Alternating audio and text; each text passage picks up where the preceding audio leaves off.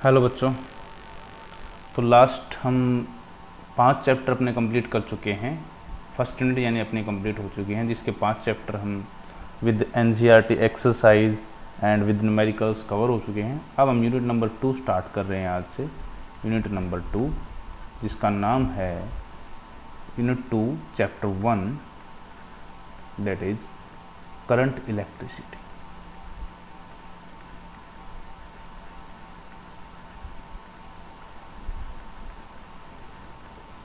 ये अपना चैप्टर रहेगा आज का, चैप्टर नंबर 1। और सबसे पहली डेफिनेशन इसके अंदर है electric current. What do you mean by electric current? ये आपकी ये वाली यूनिट जो है पिछली यूनिट से थोड़ी सिंपल यूनिट है और छोटी भी है, ज़्यादा टाइम नहीं लेगी ये, तो मार्क्स में बहुत इंपॉर्टेंट है, इक्वल मार्क्स कैरी करती है। तो इसको थोड़ा सा अच्छे से पढ़ेंगे, ये इजी पिकअप्स होते हैं नंबर में आप लोगों के लिए। तो सबसे पहले डेफिनेशन हम कर रहे हैं what do you mean by electric current. ये 10th में भी हम कर चुके हैं। करंट को डिनोट करते हैं हम I से, और इसकी डेफिनेशन बनती है the rate of flow of electric charge, the rate of flow of electric charge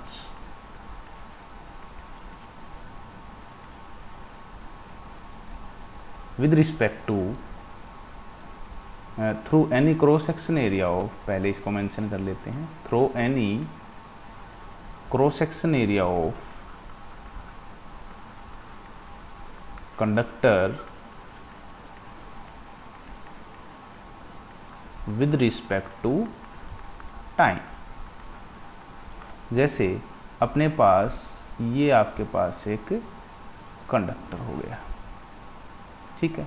इसके अंदर आप लोगों का ये पार्ट है, ये वाला पार्ट, ये आपका क्या कहलाता है? Cross section area.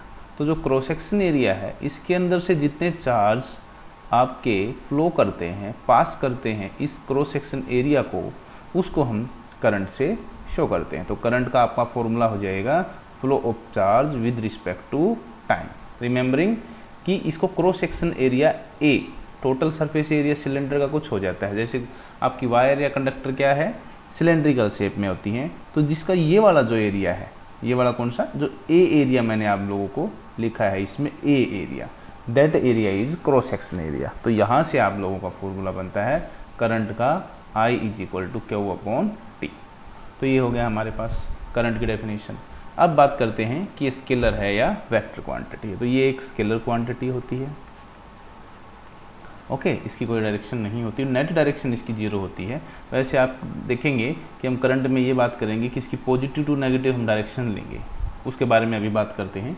दूसरा, इसकी यूनिट की बात कर लेते हैं। तो यूनिट इसकी होती है एम्पियर, ठीक है। तो अब क्वेश्चन आप लोगों का है कि why electric current is a scalar, is a scalar quantity।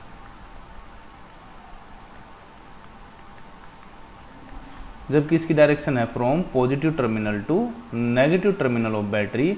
हम देखते हैं कि करंट की फ्लो हम लेते हैं। तो देखिए, मैं आप लोगों को सिंपली बता देता हूं कि वो हम कब लेते हैं। वो जैसे मैं एक ऐसा वायर का अरेंजमेंट ले रहा हूं जिसमें आपकी करंट के अलग अलग डायरेक्शन हैं। जैसे फॉर एग्जांपल यहाँ से आपकी 10 एम्पियर करंट जाती है, तो यहाँ पर इस तरफ चली गई, सपोज करो 5 एम्पियर, मैं ले लेता हूँ 5 एम्पियर।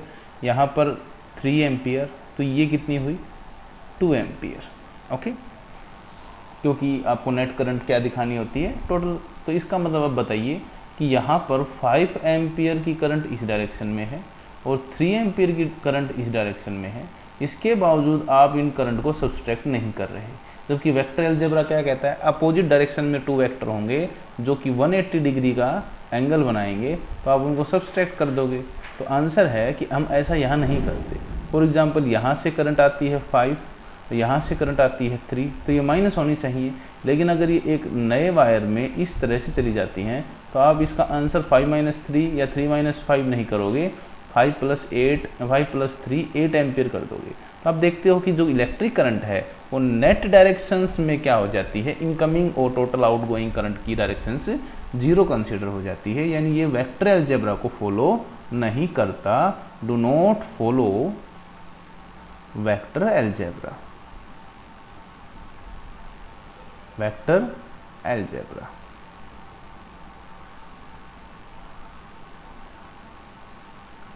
अगर आपका वेक्टर अलजेब्रा ये फॉलो नहीं करेगा तो इसमें करंट की डायरेक्शंस नहीं मानी जाएगी, इसलिए एक ऐसी क्वांटिटी हो जाती है, स्केलर क्वांटिटी हो जाती है। नेक्स्ट हमारे पास इसमें एक डेफिनेशन आती है, what do you mean by current density. Current density किसे कहते हैं?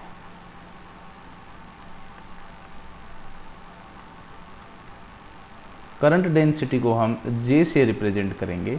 करंट डेंसिटी होती है, it is defined as the amount of current per unit area of cross sectional area की बात कर रहा हूँ मैं, flow per unit cross sectional area, एक वन एरिया के अंदर। अब देखिए इसमें करंट क्या है, इनकमिंग भी है, एक एरिया से इनकमिंग है, एक एरिया से आउटगोइंग है। ऊपर वाला डायग्राम मैं आपको रेड पेन से दिखा देता हूँ, कई बार बच्चों को ये शो नहीं होते। ये देखिए ये वाला, तो आप देख सकते हैं इसमें दो तरह के आप लोगों के क्रॉस सेक्शन एरिया है, one first area and second area.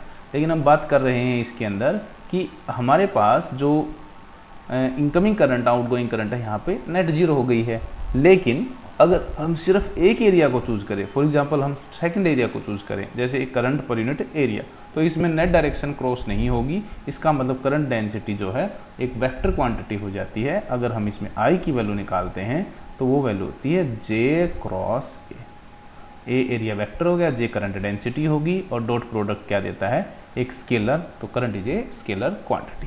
जैसे कि इसकी यूनिट आप देख सकते हो, करंट की यूनिट होती है एम्पियर और एरिया की होती है मीटर स्क्वायर, तो इसकी यूनिट हो जाती है एम्पियर मीटर स्क्वायर। ये आपकी होगी current density. Current density no doubt आपकी कैसी क्वांटिटी हो जाती है, एक वेक्टर क्वांटिटी हो जाती है। तो ये रहा आप लोगों का, इसकी जो डायरेक्शन है वो करंट के अलोंग ही ली जाती है। The direction of current density is along with the direction of current itself. Okay, तो ये आप लोगों की हो गई करंट डेंसिटी। नेक्स्ट हम इसमें स्टडी करने वाले हैं, what do you mean by Ohm's law. Define Ohm's law. तो देखते हैं what do you mean by Ohm's law. Ohm's law क्या होता है, हम ये पहले भी देख चुके हैं कि अगर एक सिंपल कंडक्टर हम लेते हैं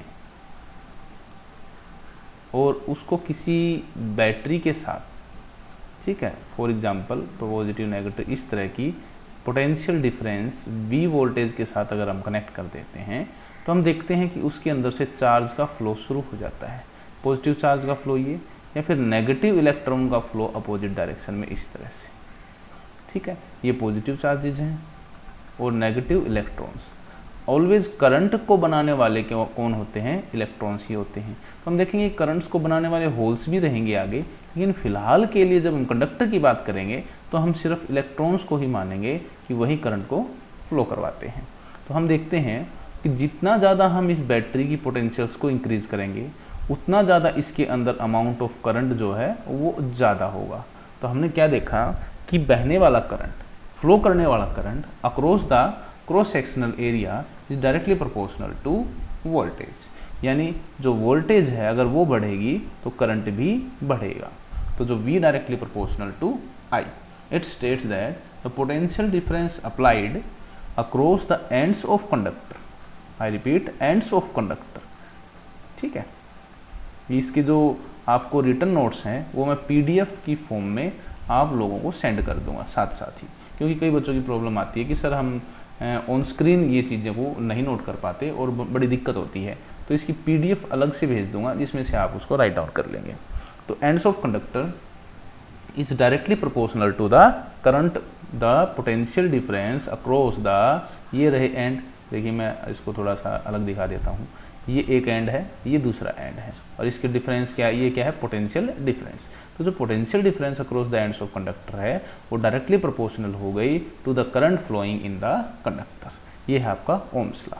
तो अगर हम इसमें से प्रोपोर्शनलिटी साइन हटा देते हैं तो V इज इक्वल टू हम एक कांस्टेंट अप्लाई करते हैं जिसको हम I के बाद लिख देते हैं, कोई खास बात नहीं है। इसे हम कहते हैं the constant of proportionality named as resistance of wire, resistance of the wire. ये आप लोगों का हो गया Ohm's law which is V is equal to IR। अब यहाँ से आप रेजिस्टेंस को भी क्या कर सकते हैं, डिफाइन कर सकते हैं V/I, और रेजिस्टेंस जो है उसकी यूनिट जो होती है, रेजिस्टेंस की यूनिट होती है ओम। ठीक है, ये आप लोगों की रेजिस्टेंस की यूनिट हो गई। अगर आप यहाँ से 1 ओम को डिफाइन करना चाहते हैं तो कैसे डिफाइन करेंगे 1 ओम को?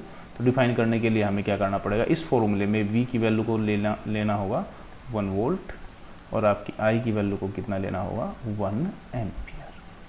तो आप देखते हैं अगर आप 1 वोल्ट की बैटरी लगाकर 1 वोल्ट की potential difference across the conductors, I repeat across the ends of conductor, then 1 ampere current मिलता है, गेट करते हैं, तो आपकी जो रेजिस्टेंस अक्रॉस द वायर होगी वो कितनी बन जाएगी 1 ओम। ये आप लोगों की हो गई ओम्स लॉ। इसका अगर हम ग्राफ ड्रॉ करते हैं तो इसका सिंपल सा ग्राफ आप लोगों का कैसा बनता है कि एक वायर आप लोगों की सपोज करो ये हो गई एक लाइन और एक आप लोगों की लाइन हो गई ये सपोज करो। ठीक है, तो हम देखते हैं कि अगर आप लोग इस तरह से V और I के बीच में, V और I के बीच का ग्राफ अगर आप देखते हैं, ये आप लोगों की सपोज करो V हो गई और ये आप लोगों का करंट हो गया I। तो इसका जो ग्राफ होता है वो ऐसे स्ट्रेट लाइन चलता है, V डायरेक्टली टू I ऐसे। This is known as the slope graph of Ohm's law. अगर हम इसमें ये एंगल को थीटा मान लेते हैं, दिस एंगल इज थीटा, तो आप लोगों की जो रेजिस्टेंस निकाली जाती है वो कैसे निकाली जाती है, change in voltage by change in current. आप कोई भी 2 पॉइंट्स, ये जैसे ओरिजिन से लेके ये पॉइंट और इसी पॉइंट से लेकर यहाँ, अगर आप यहाँ से यहाँ देखेंगे तो चेंज इन करंट मिल जाएगा आपको, और यहाँ से यहाँ अगर आप देखते हो तो चेंज इन वोल्टेज मिल जाएगी। अगर आप यहाँ से इस एंगल को देखेंगे तो ये परपेंडिकुलर अपॉन बेस बनेगा which is known as tangent theta. ठीक है, तो the tangent of angle of theta gives the slope of straight line होता है ये, तो the slope of straight line gives resistance. अगर हम एक स्ट्रेट लाइन में VI ग्राफ के अंदर स्ट्रेट लाइन का स्लोप निकालेंगे तो वो हमें क्या देता है, रेजिस्टेंस की वैल्यू प्रोवाइड करता है। तो नेक्स्ट हमारे पास डेफिनेशन है, what do you mean by resistivity.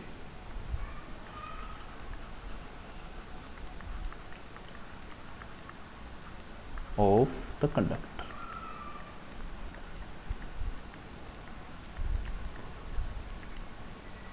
What do you mean by the resistivity of conductor. तो देखिए इट इज़ फाउंड दैट, हमने देखा कि जो रेजिस्टेंस है अगर आप लोगों की लेंथ बढ़ती है तो वो बढ़ जाता है। अगर एक वायर अगर आप लेते हो जिसका क्रॉस सेक्शन एरिया A है, लेंथ L है, तो हम देखते हैं कि अगर हम उसकी लेंथ इंक्रीज करते हैं तो रेजिस्टेंस बढ़ती है। अगर लेंथ बढ़ रही है तो नो डाउट एरिया घट रहा होगा, ये वाला एरिया, क्योंकि वायर पतला हो रहा है। तो इसी को हम ये भी कह सकते हैं कि अगर एरिया को डिक्रीज कर रहे हैं तो भी रेजिस्टेंस बढ़ रही है। इन दोनों फैक्टर्स को अगर हम कंबाइन कर देते हैं तो हमारी फॉर्मूला बन जाती है resistance is directly proportional to L/A। और यहाँ से अगर हम प्रोपोर्शनलिटी साइन हटा देते हैं तो हम एक प्रोपोर्शनलिटी कांस्टेंट रो लगा लेते हैं, तो ये हमारी हो जाती है rho L/A, where rho is constant of proportionality named as resistivity of the wire, resistivity of the wire. तो हम अगर यहाँ से रेजिस्टिविटी को डिफाइन करें तो हमारा फॉर्मूला बन जाता है कि RA/L। और यहाँ से अगर हम यूनिट देखें तो रेजिस्टेंस की यूनिट हम डिफाइन कर चुके हैं ओम, और अगर हम मीटर स्क्वायर एरिया की और लेंथ की मीटर कैंसिल आउट करते हैं तो हमारी यूनिट बनती है ओम मीटर, जिसे हम ऐसे भी लिख सकते हैं क्योंकि ये जो है ये ग्रीक वर्ड में ओम के लिए सिंबल ऑफ रेजिस्टेंस होता है, सिंबल। ठीक है, तो ये हमारी हो गई रेजिस्टिविटी। अब अगर हम यहाँ पर इसी फॉर्मूला में एरिया की वैल्यू को 1 मीटर स्क्वायर ले लेते हैं, यानी कोई ऐसा वायर जिसकी जो एरिया है वो कितनी है 1 metre square cross sectional area है, और लेंथ की वैल्यू 1 मीटर पुट कर लेते हैं, तो हम देखते हैं कि रो की वैल्यू आर के ही बराबर आ जाती है। इसका मतलब रजिस्टिविटी को हम कैसे डिफाइन कर सकते हैं, रजिस्टिविटी को हम ऐसे डिफाइन कर सकते हैं कि रजिस्टिविटी उस वायर की रेजिस्टेंस है जो कि unit length and unit area रखता है, यानी एक यूनिट क्यूब, यानी यूनिट क्यूब कह सकते हो, उसकी रेजिस्टेंस को ही हम क्या कह देते हैं, रजिस्टिविटी। तो ये हो गया हमारा रजिस्टिविटी ऑफ कंडक्टर। तो ये था हमारा आज का लेक्चर। इसके अलावा कल के लेक्चर में हम, नेक्स्ट लेक्चर में हम इनके कुछ रिलेशंस करेंगे। तो आज का एक इंट्रोडक्टरी सा लेक्चर था, इसकी पीडीएफ मैं साथ साथ सेंड कर रहा हूँ, तो आप लोग वहाँ से इसको देख सकते हैं और राइट डाउन कर सकते हैं। Thank you guys.